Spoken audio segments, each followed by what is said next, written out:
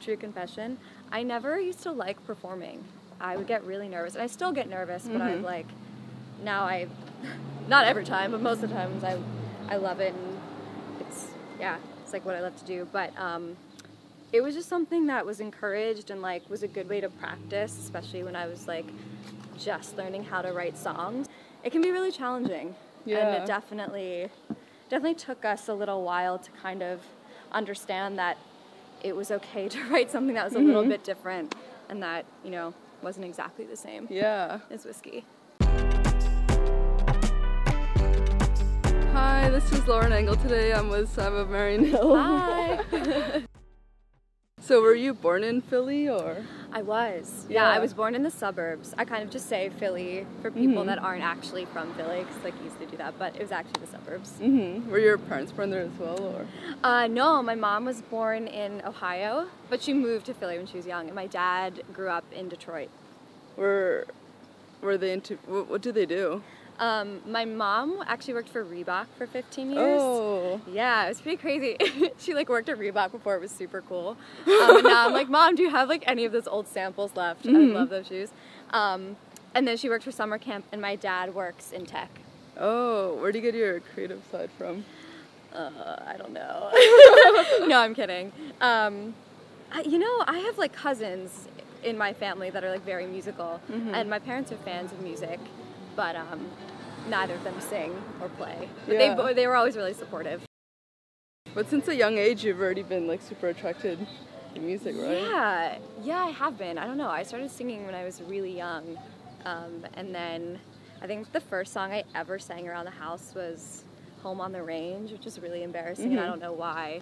But yeah, when I did a talent show in first grade, and then didn't really consider it as a career until I got to high school. Middle school, high school. Yeah. What kind of music were they playing around the house when you were growing up? Oh God, my dad introduced me to like Sheryl Crow, Katie Lang, I remember. I recently like did a deep dive about like all the first records that he played. The Beatles were big. And then sort of like on my own, I discovered like Ella Fitzgerald, Etta James, kind of like the great classic vocalists who inspired me later, and Nora Jones. She was a huge influence. Were you really into hockey growing up? Yeah, oh my God, I was super into ice hockey. My family grew up going to Flyers games, so I never played. I was just always, before we die, I was just always a fan.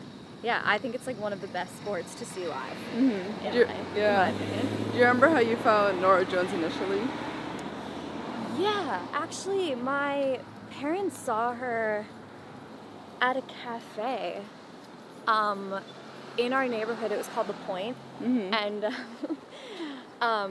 they came back and they were like, "Hey, like we just discovered this like singer-songwriter. She was amazing. You have to check her out." And then I think literally like 6 months later, she won all of those Grammys. But yeah, it was really my parents who just kind of like, I think were invited to the concert on a whim by one of their friends. It was like super weird. How did you get into open mic initially? Didn't you perform at like World Cafe, Milk Boy? I did, yeah. I don't know. It's funny because I actually, true confession, I never used to like performing. I would get really nervous, and I still get nervous, but I'm like, now not every time, but most of the times I love it, and it's like what I love to do. But it was just something that was encouraged and like was a good way to practice, especially when I was like just learning how to write songs. It was just sort of like the easiest way to get experience in front of a crowd without like setting up your own show, because I didn't have enough music at the time. Oh God, I used to get so nervous. I was like a wreck. I couldn't like sleep the night before. It was horrible. But yeah, I performed at like World Cafe, Lickety Split in Philly, like all of these random places. Once in New York, the Bitter End in New York. So you were already putting out your music by your own name? Like, were you writing stuff at like the open mics? Yeah, but my songs were really, really bad. So they will hopefully, although some are unfortunately released and on the internet, but I was trying for sure. And then you went to study like music business at NYU. I did. Was Yeah. that like getting a degree something that you wanted to do, or did your parents kind of force you? You know, looking back, I think at the time I like wanted to take time off and focus on music. Yeah. But I really I needed structure and I didn't really have a plan. So I thought music business would be my backup plan if music didn't work out. And it was cool. It was cool going to school in the city. Yeah, and then it wasn't until after college really that like an artist project kind of took off. Mm-hmm.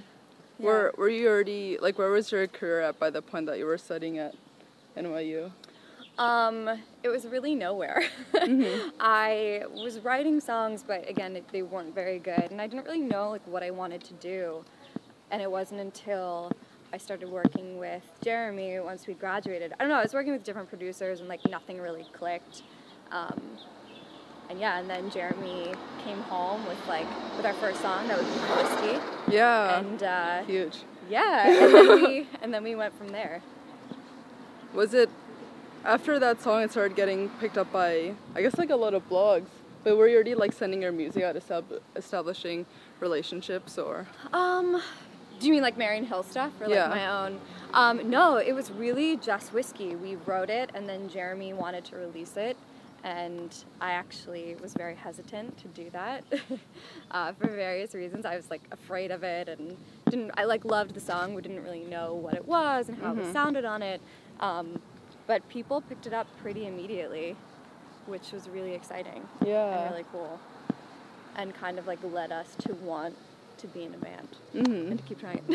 After you graduated, were you working other jobs, or like how are you sustaining? Yeah, oh my god, I was catering for a little while, and I remember there was like one horrible job where like I had to carry lobster. The plates were so heavy and I'm like so weak.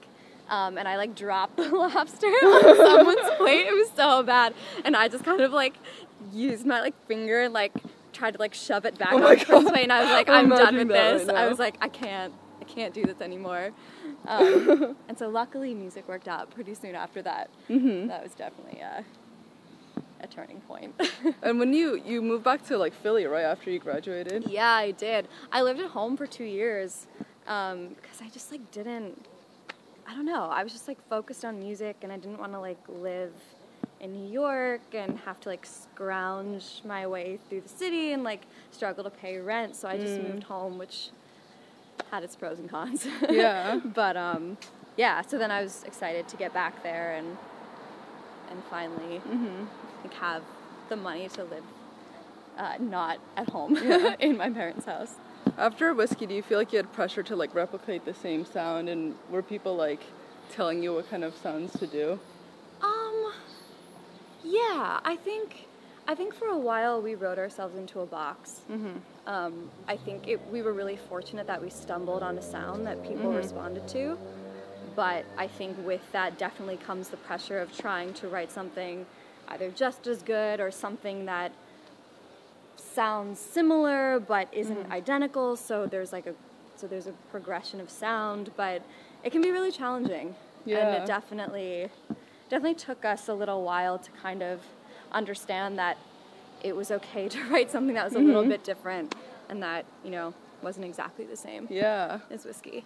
And were you also doing a lot of top lining stuff, like pop top lining? Yeah, I was. I actually, we're in LA. I had plans to move here right when I graduated and do top lining. And just kind of work on pop tracks and be in like the LA songwriter scene. But then Marian Hill started taking off and I moved to New York. Yeah.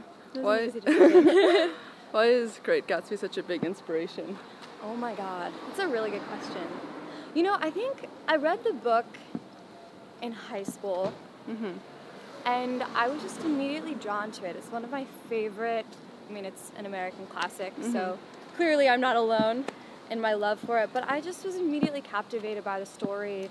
I love stories of old New York, and I love the Jazz Age and the 20s and Art Deco.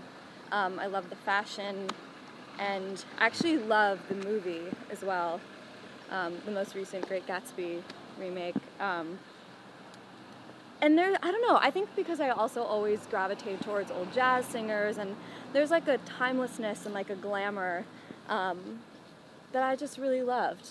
And yeah, I don't know, it's still one of my favorite stories. How do you think it. How do you think your music has changed since the early songs you made?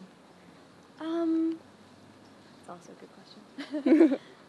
I think there's a little bit more of ourselves in the music. I think when we were writing things very early on, we sort of wrote from the perspective of like a femme fatale character, which was really cool and is always fun to play on stage, but I think with it came a lot of expectations, and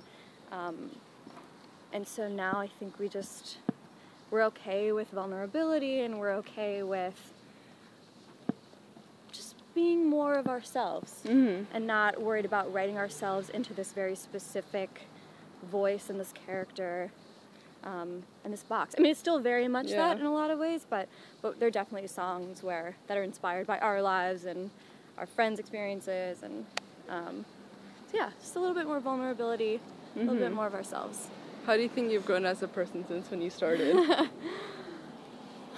I think I've gotten a little bit more confident.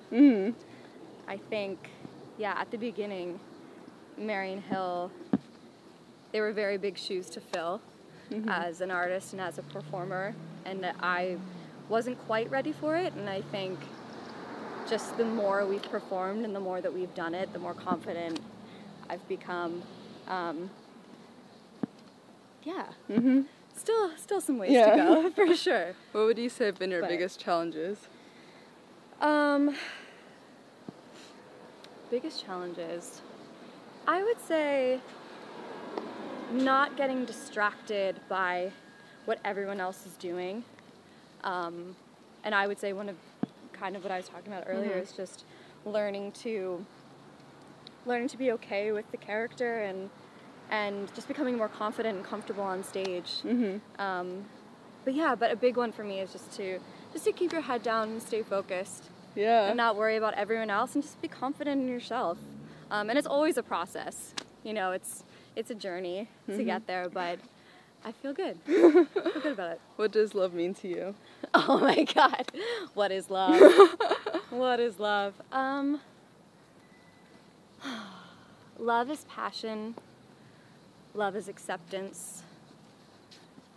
And that's a really good question. You're like something to think. It's what makes the world go round. Last question. What do you want to be remembered for? Oh my God. God, you're hitting me with the deep questions at the end of this walk. I want to be remembered for being a nice person, for putting out great art, and hopefully for taking risks, for not being afraid. Yeah, this is perfect. Thank you so much. Yeah, thank you.